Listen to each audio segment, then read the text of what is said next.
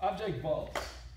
Starting object vaults is learning how to move from feet to hands, back to feet. That's a definition of a vault, but on an object. Here we get some boxes set up. So the first thing I'm going to do is just work on doing this sideways across one of the lower boxes. It could also be a bench. I'm going to start on the side of it, and then I'm going to put my hands on, and then I'm going to try to brace my center and spring up, and then land down. So that's it. That's a side object vault. Strong brace. I do want to work on both directions. 1, 2, and 3, 4.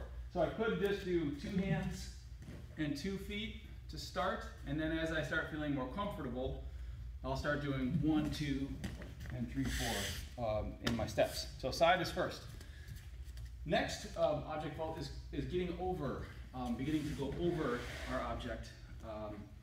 Once we get a handle on moving our body from feet to hands, back to feet, we'll start going up. The first means of clearing an object is to step over it. So we'll use a transition step, put one hand on, one foot on. Notice I have opposite hand, opposite foot, just like a sit out, and then I can step through. So again, that's one hand, one foot, just like a sit out or a transition and a get up. This transition stance of opposite limbs is used in many different contexts. We're going to use it here to step through. That's a little aggressive. Step up, and then step down, step down. So if it's a little bit much to put 2 pieces on here and then step through, even on a lower one, step as much as you need to step over. But the next step is learning how to step over and make that fluid, make that feel a little seamless. The third one is a full vault over the object. Starting with something around knee height or up to knees is a good place to start. And here you can also use that side vault as a means of just practicing putting my hands, jumping across the side, getting used to going over it. And then over time, strong center, strong support, and then I'm going to load and spring up, trying to lift my legs to clear the height of the object. I don't have to actually clear the object when I'm practicing a full vault. Over time, once I get more comfortable and confident in my ability to clear the full object, then I can start clearing the full object and showing myself that I can do it. When I put my hands down, I'm not putting them straight at the box. I'm turning them to the side so that it makes space for me to come around my hands. If I come straight at it, I have no space to go. So I'm going to turn my hands to the side, and then I'm going to come around to my landing. So that's clearing it. Really, at this point, the progressions become how high can you clear. I like to make a one step, so you load, spring, and then land instead of like a leap and running at it.